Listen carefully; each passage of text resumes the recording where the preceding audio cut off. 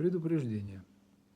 Все увиденное и услышанное здесь является творческой, философско-художественной самореализацией и несет в себе развлекательный характер. Краткое содержание всех предыдущих серий. Иностранный агент Пьер из подмосковной деревни, мучаясь в тоске по родине, совершает квантовый скачок и по велению судьбы оказывается в «Матрице». Получив посвящение на горе Кутаис, ловит волшебное животное, спрятав его за пазухой, похищает из Грузии. И в стамбульском зоопарке показывает китайским туристам чудеса. Встретив россиянку Ларису с вредным характером, влюбляющуюся в кролика, они зачем-то едут в отель «Париж», что на станции метро «Фатих». Лариса гладит зверька, держа его у себя на коленях, становится зайкой.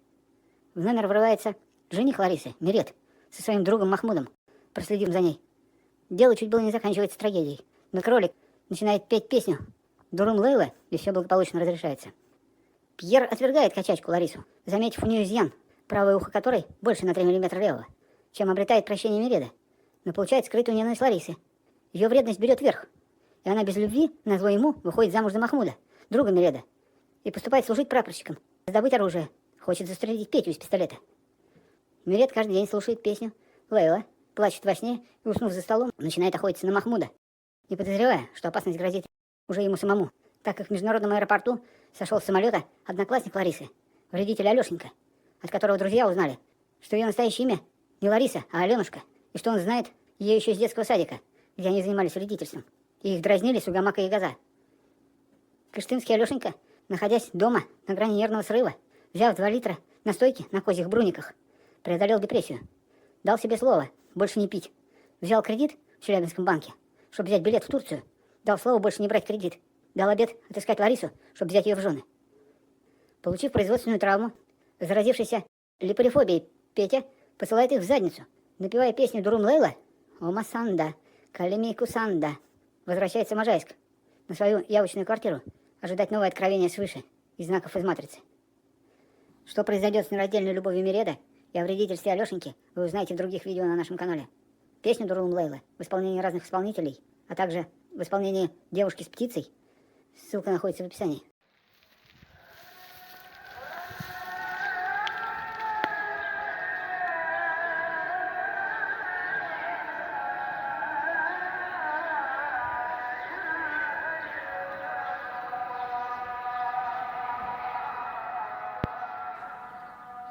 Наступала весна, будоража мои чувства, и с каждым вздохом сырого прохладного воздуха природа предоставляла мне еще шанс проявить себя, дав новое лето для реализации задуманного. Что ни говори, а понятие «туризм» сейчас существенно деградировало. Может, помните такие консервы «Завтрак туриста»? Там был изображен путник с рюкзачком и посохом, блуждающий в лесистой местности. Сейчас же все эти туристические атрибуты заменили на отель 5, 50, 100 звезд или идиотские магнитики с названием той страны, где побывал подопечный. Отель с откармливанием и лежание на песочке пляжа. После обратно в свой загон. Слава богам, со мной не случилось такого недоразумения. Особая благодарность Сипадую, или как его еще называют, Стребок. Это бог ветра, устроивший мне такую экскурсию. Я очень доволен, что прошел этот квест в своей жизни. И с гордостью могу сказать, что я был в Турции.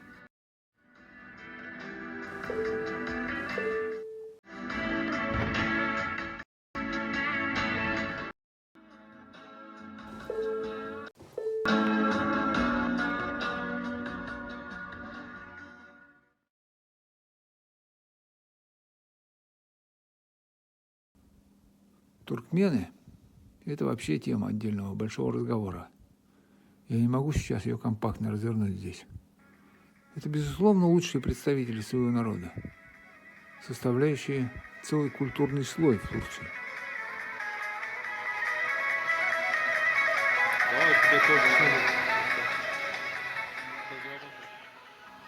Вынужденные добывать для своей семьи на кусок хлеба, уезжая из дома хотя бы в Турцию, где средняя зарплата на производстве всего лишь $360.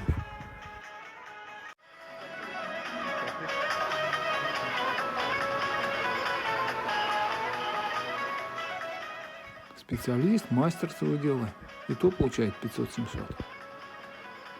И если часто остается на переработке допоздна и выходные, то может заработать заветную $1000.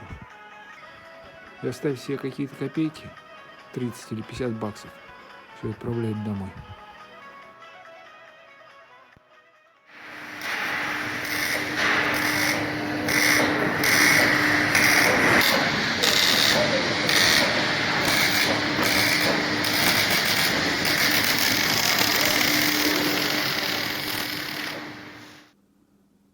Турки на работе вообще дьяволы. В России я почти не встречал таких мест, где бы так работали люди. Поверьте, у меня уж есть некоторый опыт, про который как-нибудь кратенько расскажу в отдельной большой серии. Это 6 часов, 6:30. Со школы идут. Турецкие женщины в большинстве своем занимаются многочисленными детьми и домашним хозяйством. Но есть и примеры, которые я не могу оставить без внимания.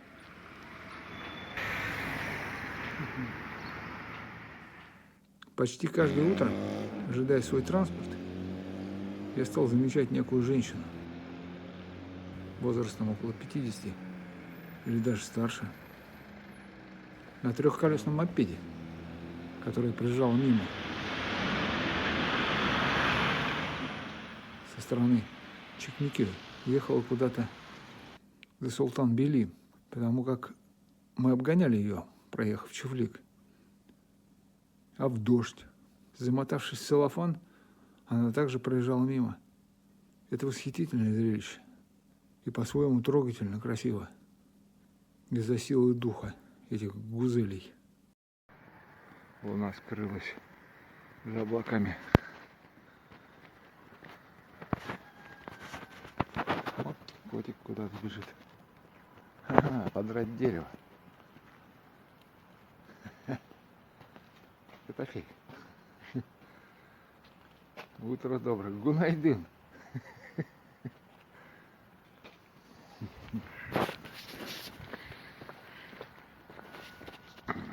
Вон туда.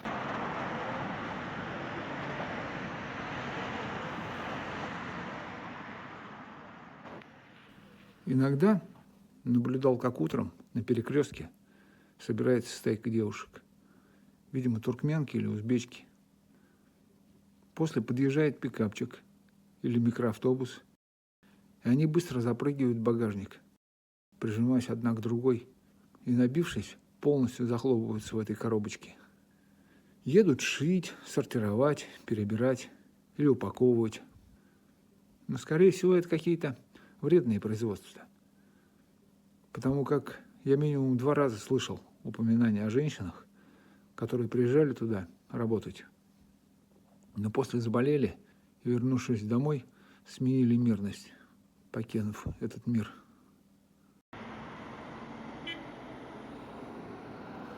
Вот они, герои, красавицы-самурайки, приехавшие за 1000 километров работать, получая $300 в месяц и успевающие досмотреть свой сон, сомлев в багажнике арбы, несущейся по кривым улочкам Стамбула.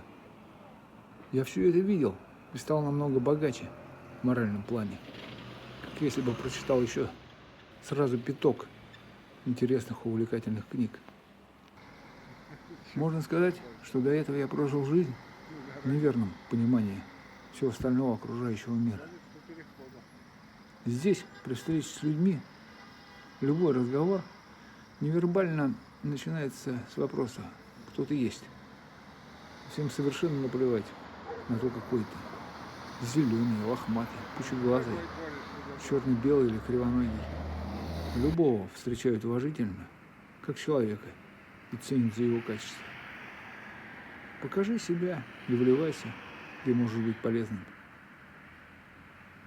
Прожил не только среди турецкого народа 8 с лишним месяцев, но и с людьми совершенно различных национальностей и стран. Пакистан, Сирия, Афганистан, Туркмения.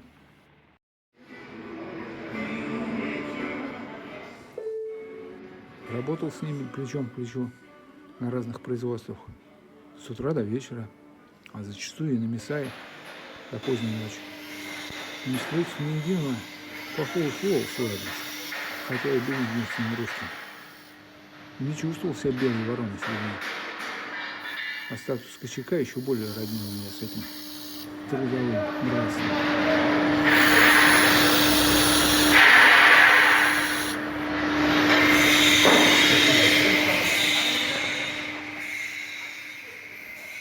Никто не сказал мне, что ты сюда приехал. Езжай к себе, там и живи, ты нам не нужен. Не говоря уже о том, чтоб кинули, не заплатив за работу, или обворовали. Для мусульман такие вещи вообще недопустимы. Чего нельзя сказать о наших верующих, у которых вторым пунктом заповеди прописано «не укради», но воровать при любом удобной возможности считается делом обыденным и естественным. Они давали мне такую работу, которую я знаю, с которой я смогу справиться и заработать себе на жизнь, не упрекая, если у меня что-то не получалось, и показав, как это делать нужно.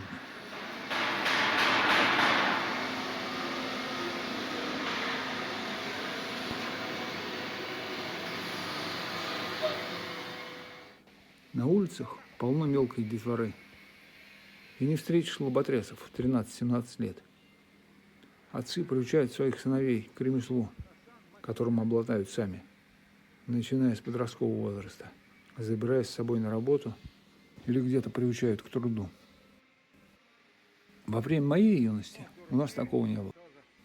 У многих вообще не было отцов, и мы в большинстве своем вырастали бухариками и укурками, слоняющимися по улице, для которых получение удовольствий был единственный смысл в жизни, еще и гордящимися своей никчемностью. Мне понадобились годы, чтобы выкорчевать из себя всю эту дурь, начиная с армии, поехав покорять Москву сразу после дембеля в 93-м.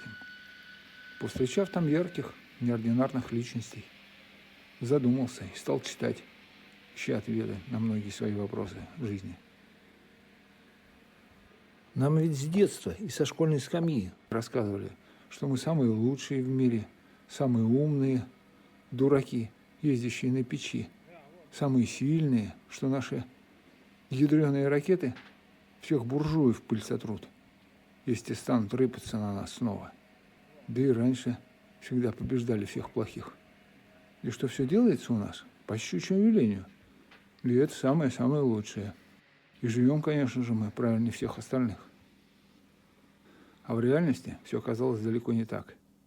Мы оказались слабыми и мало на что способными, инфантильными дурачками, до которых нет никакого дела нигде в мире. Лечились Гербалайфом и у Кашпировского, пытаясь выиграть во всевозможных лотереях. Пропили все, что досталось, более-менее ценное от совка. И теперь, набрав 100-500 кредитов и ипотеки на 40 лет вперед, гордо заявляем «Мы». Миллионы голодранцев радуются величию, расширению территорий, уверенно заявляя про какие-то наши Курилы, свою нефть и газ, который даром беспомощно выходит только из задниц этих законных собственников. Ну вот. Ой.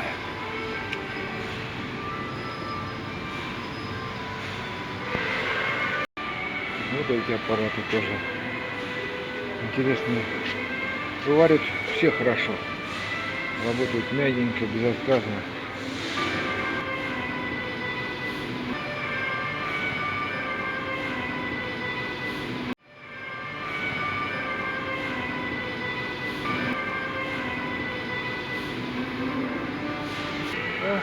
Спортсмены рулят.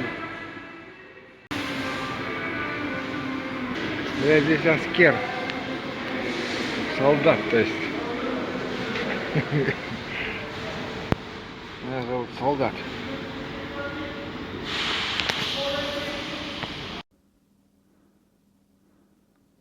Во время юности нам постоянно напоминали о нашей неполноценности, о том, что мы еще и не являемся полноправными членами этого замечательного общества и сможем начать пить, как все нормальные граждане, только после наступления 21 года.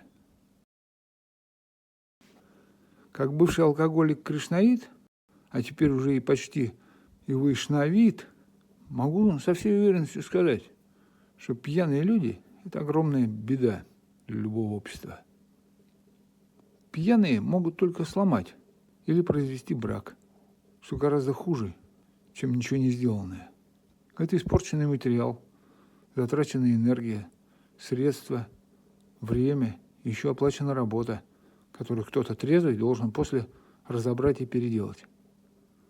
Любители побухать, конечно же, сейчас возмутятся, желая доказать мне, что это никак не влияет и все нормально, и я не стану спорить с ними. Дела их лучше расскажут обо всем. Взяв, к примеру, для сравнения наш автомобиль, сделанный в Японии или Германии. Но не в этом, повторюсь, вся трагедия и беда абсолютно любого народа. Мусульманство, осуждающее и запрещающее этот шараб, безусловно, религия доброго Бога, заботящегося о людях. И пока полки в магазинах ломятся от всевозможных спиртосодержащих дьяволов, и вы не забудете навсегда об этом тупом занятии в своей жизни, ни вас, ни ваше потомство не ждет ничего хорошего. Вас обманули. Этиловый спирт – это яд, смерть для живого организма. И его нельзя принимать внутрь, если ты, конечно, не собираешься самоубиться, как это заведено на всей территории Чебаркульского треугольника. И не надо кричать, что мы не виноваты, раз нас обманули. И что за пределами Калининграда, Магадана и Волгограда всякие вечно загнивающие гейцы пьют не меньше нашего. Но вы же с ними не пили. И есть статистика потребления спирта на душу населения. А у вас есть собственный разум, позволяющий определять, что плохо, а что хорошо. Для волхва лес – это храм. Я нашел подходящий парк для празднования Купала. День летнего солнцестояния по-турецки называется Гунеш-Дурак. И я праздновал его на горе, которая привела меня дорога.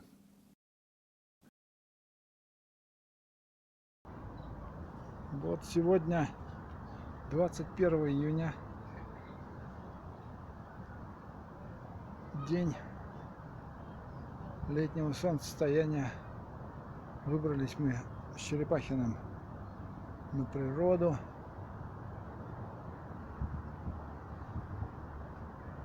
Купала в этом году не совсем обычная, нестандартная, можно быть сказать, так как занесла нас с Черепахиным судьба в город Стамбул. Вот. Ну ничего, в Турции здесь тоже празднуют этот праздник. Весной, Навруз, 21 марта отмечают как праздник весны. И вот летний Гунеш-Дурак тоже почитается. Турки же спокойно относятся к религиям других стран. Меня приглашали пару-тройку раз в мечеть. И, получив отказ, больше не беспокоили. Сирийцы, да, постоянно спрашивали, какая религия у меня. Узнав, что я не мусульманин, все время расстраивались, пытаясь объяснить мне, что я не прав и обязательно должен принять ислам. Я все же кое-как объяснил им, что так называемый язычник не может принадлежать какой-либо религиозной или политической системе. Он свободен от них и почитает природу, что все живое и есть Бог в различных его проявлениях. А Солнце, звезда дураков, дает нам шанс стать лучше, проявляя себя. предоставив все необходимое для жизни и развития, не будь которого ничего бы и не было, кроме темноты, холода и тишины. Сейчас, стоя на пороге матрицы, самурай спокойно тверд в своем решении продолжить путь, шагнув за границы толстого мира. Новая жизнь, как всегда, прекрасна и подкупает своей загадочностью. И я знаю, что ничего настолько страшного, чего бы я не смог преодолеть, мне демиурги не предоставят. И, конечно же, все будет хорошо. Хоть и, как всегда, не обойдется без неожиданных сюрпризов. Небесные силы, как и живущие рядом с нами ками в тонком мире, лесные лешие, дворовой и домовой, все знают обо мне, чутко считывая все мои мысли, желания, ложь, лень и притворство. Точно выверив все за и против, определяют дальнейший отрезок жизни для следующей проверки на вшивость. Каждую минуту испытывают меня. Определяют, сколько и где мне еще крутиться в этих сансарах. При первом же сеансе по расширению сознания сразу становится ясно, что это зайцы содержат нас в матрице, морочат нас, вводя в различные заблуждения. А мы находимся в иллюзии, будто кого-то ловим и что-то решаем. Нас, как неразумных ишаков на привязи, выгуливает и оберегает личный заяц-хранитель, следя, чтобы мы не угодили в какую-нибудь яму, пока не усвоим все 7 языков Бога, научившись жить самостоятельно. Ёлки-мани, дети! Ёлки-палки! Девчонка, что-то... Все, ребята, всем пока, всем привет. Все, давай. Давай. Дети одолели. Ёлки-палки. Мани, давай. Много их там. Бегут каждый день. Стучат в дверь. Давай им все. У них тут так принято. Праздник. Приходят дети. Надо дать денежку. Вот. Ну или угостить чем-то. Вот. Подарки у них тут очень распространенные. На работе вот тоже какие-то праздники. Дают премию, дают подарки, конфеты. Говорят, все, иди отдыхай. Вот, приходи к нам снова после праздников. Вот. Туркмены, ребята, работают. Хочу сказать женам, туркменкам этих пацанов, которые здесь работают, что, короче, эти деньги мне просто достаются. Ну, как-то так. До 12. О, ко мне опять гости идут.